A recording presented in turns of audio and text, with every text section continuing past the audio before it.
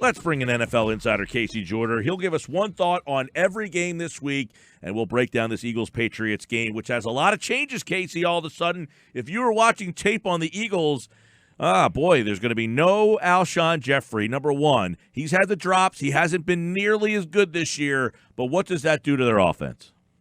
It means you got to go a lot of 12. You got to go for a lot of 2 tight end sets. I don't think you try and replace Jeffrey in that sense. I think you go 12 and say, okay, we're going to get Ertz out there, and we're going to get Dallas Goedert out there, or we're going to get those two out there. And plus, that gives you a chance to run the ball more, which is kind of what you need to do. So I'm going 12. I'm going heavy and just trying to go to my tight ends a lot because that's probably about the only way you're going to get around this situation. All right. Well, Jordan Howard might not play either.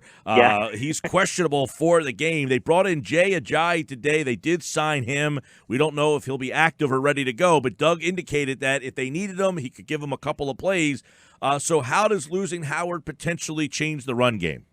It changes the run game in that you want to go as run heavy as you can, and I don't know if Sanders is a guy who, I mean, for one game, I guess you could say he could handle that many carries, but you really don't want to go into a game saying if this guy doesn't carry the ball 20, 25 times, we just don't have a ground game. And Ajayi in the past, I've got that metric called good blocking yards per attempt that measures how productive a ball carrier is when he gets good blocking.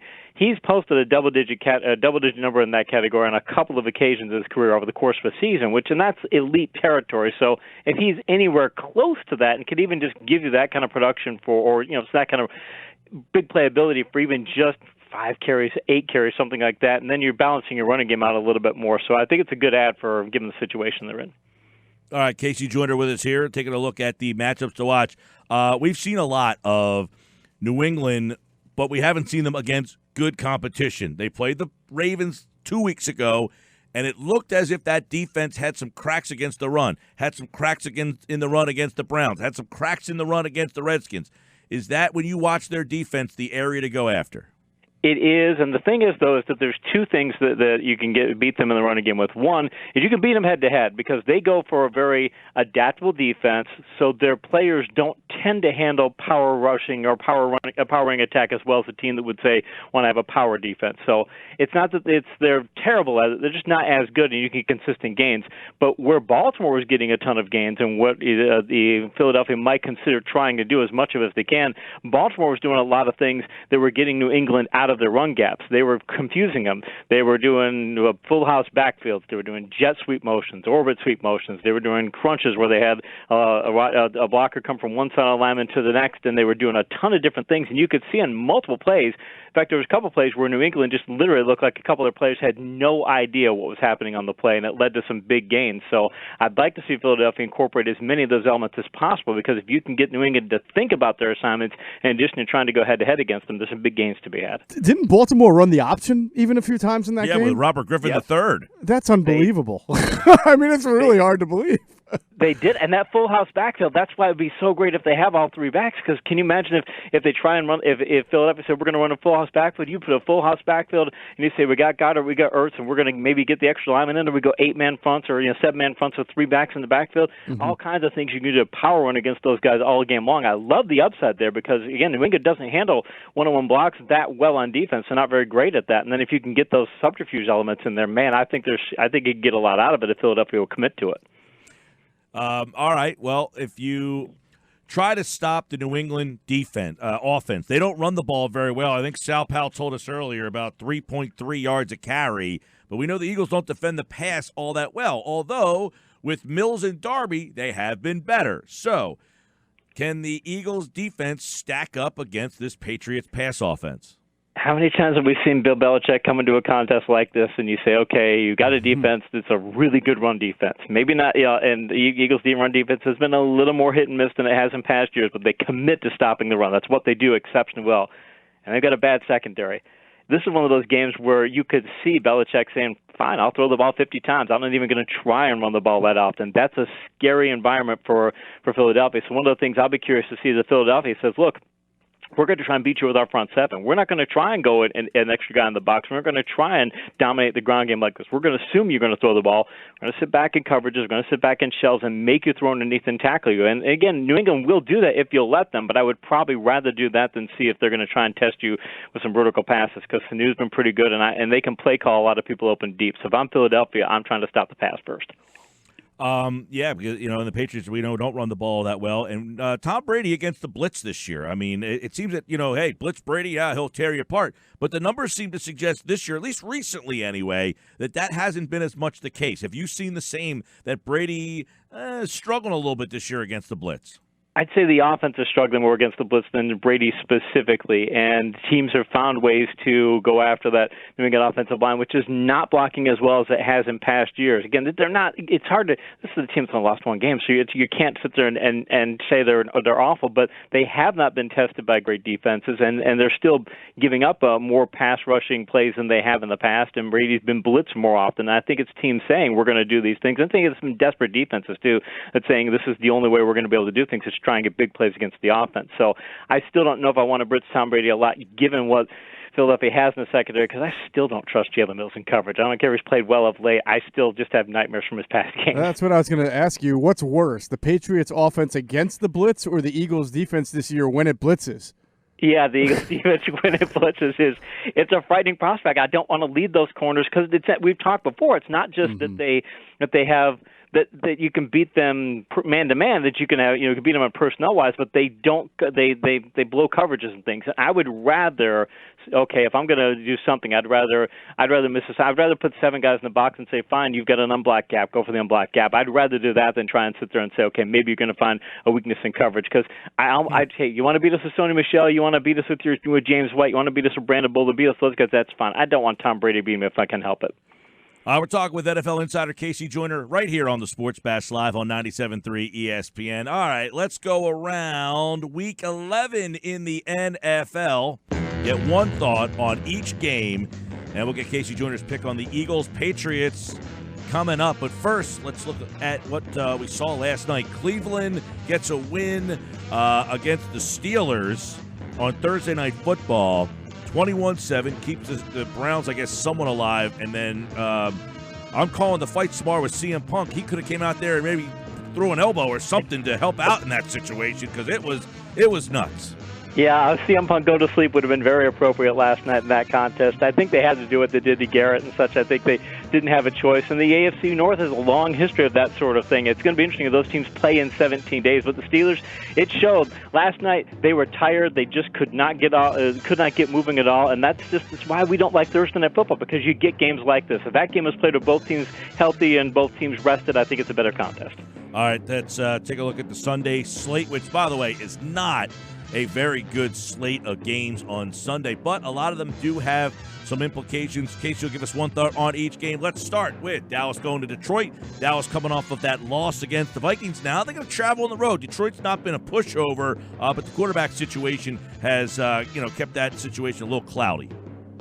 It has, and if I'm Dallas, though, they seem to, because they have the passing game available to them, they've wanted to pass the ball more this year. I think they need to get back to where a couple years ago and just be a power-running football team and go vertical when they have the opportunities. This matchup allows them to do that because Detroit has what I call a Green Bay run defense, so I think Dallas will lean heavily that way, and Detroit has been getting in too many shootout contests anyway. All right, Jacksonville gets Nick Foles back. Colts coming off a horrible loss against the Dolphins last week, and they're right in the thick of that playoff race. Jacksonville feels like they're too. They got Foles for the stretch run. Can Foles bring his magic to Jacksonville and win in Indy?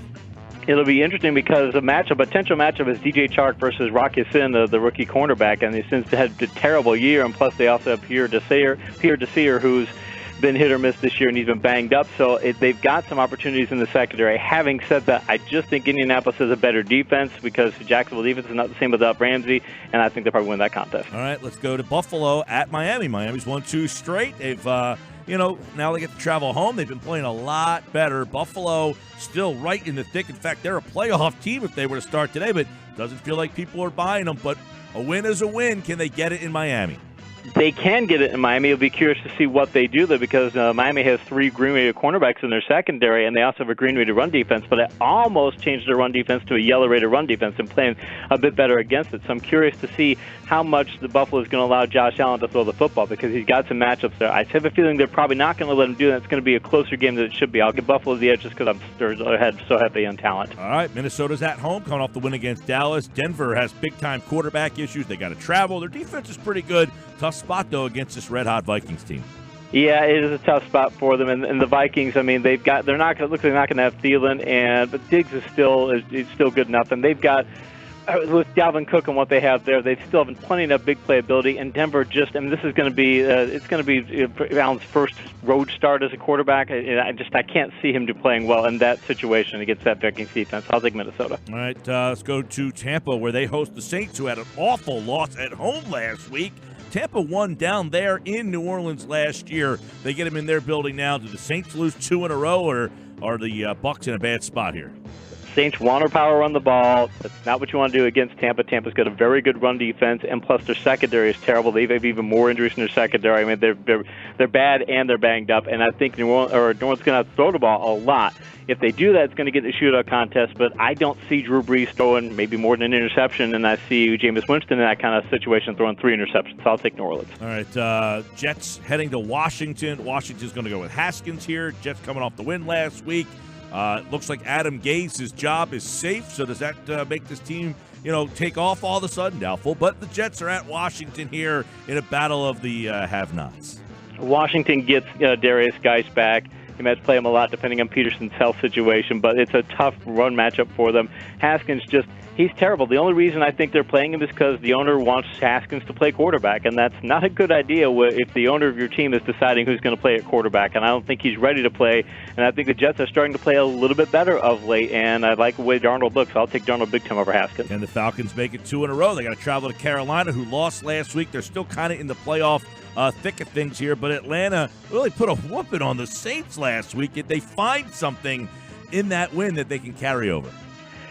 Yeah, that was one of those, I think that's what I would call an emotional win, and Bill Walsh used to say that a team can only get emotionally high for a contest 3 or 4 times a year. If you expect them to do it more often than that, it's not going to work. And I think going from that emotional high to where they're at here, I think they're going to play to their talent level, and their talent level, especially in their secondary, is terrible. So I think Carolina wins that one. One of the better games of the weekend, Houston-Baltimore. 2 great quarterback games in Baltimore. And, of course, last time we saw Baltimore, they've been winning big in a lot of games here. Houston on the road, Jackson versus Watson. This one should be a good one. It should be an awesome contest. And as mentioned, Baltimore's doing so many creative things on offense. Defenses will eventually catch up to this, but right now they have not caught up to this. They cannot figure it out. I mean, even the Patriots, again, this is the Bill Belichick Patriots can't figure out how to slow that offense down because they don't know where to be on particular plays. So Baltimore has some problems in their passing game. Marquise Brown might not play, and if he doesn't play, then what are they going to do in the passing game? But still, given all that they do on offense and how much they can play call those favorable situations, I'll take the Ravens in that one. All right, Arizona, San Francisco. They played on Thursday night a couple of weeks ago. It was enjoyable, the game. San Francisco's coming off a loss. Arizona, we know, is kind of a thorn in the side, but can the 49ers get back on track at home against the Cardinals? 49ers are really banged up. Sanders is questionable for this contest. Looks like they're going to be missing Mostert. They're fine in the sense they got Jeff Wilson, who's a decent number 4 running back for them. So they'll be okay there, but they have some problems in that sense. But I think Arizona's still got a lot of question marks on defense, and Patrick Peterson is just a terrible cornerback right now. And I think the talent level is so much higher for San Francisco. Just got to go with that. All right, let's go to Cincinnati, Oakland. Cincinnati might be definitively could be the worst team in the league right now. They looked awful every single week except for really the opener, and they played hard in Seattle. Oakland seems to be getting better. They're a double-digit favorite here. So the Raiders go to 6-4. Yeah, and it's interesting. If you go back to week 2, Cincinnati and San Francisco played, and I think Cincinnati was a 1-point favorite, or San Francisco was a 1-point favorite. When you see where people thought those teams were back then versus where they are today, it's incredible. But Cincinnati is the worst team in the league. Oakland is playing. Nobody seems to be talking about Oakland as, hey, they're this good. They're a top 10 team right now, and they're trending, if they keep playing at this level, towards getting towards the top 5. They're playing that well. I think they blow Cincinnati out and finally serve notice to the league that we're here. They'll botch it, trust me. Oh, man. Chicago, Sunday night, heading to the Rams. This was supposed to be a good one. Both these teams have all sorts of issues. They do. They have Chicago. I don't think Trubisky. I think blame everything on him is really not fair. Although he has played really badly, and I think that the expectations they have for him to save how bad their offense is right now, I think it's impacting his play. The Rams still have a lot more talent, and plus their defense is playing very well. Chicago losing their coordinator, it caused more of a problem for them than I think people thought it was going to, and that being the case, I think the Rams win that one. We will look at the Monday night matchup, Kansas City and the Chargers, when Casey's back on Monday to recap the Eagles and the Patriots and all of Week 11. So before we let you run here, what is the one matchup to watch in the Eagles-Patriots game, and who do you like? And the one matchup to watch is the Philadelphia ground game versus the Patriots run defense. If Philadelphia can establish a ground game and stick to it and keep trying to run that ball and use all the creativity elements we talked about earlier, they have a shot in this contest. Don't think they'll quite do that, and I don't think it'll be quite enough, so I think they're going to probably win. It's going to be closer than people think that. I think it's only going to be like a 3-point win for the Patriots. All right, KC Joyner, like all guests, appear via the Boardwalk Auto Hotline. He's back on Monday, 5:15, to look back at Week 11. Thank you, pal. Appreciate it, guys.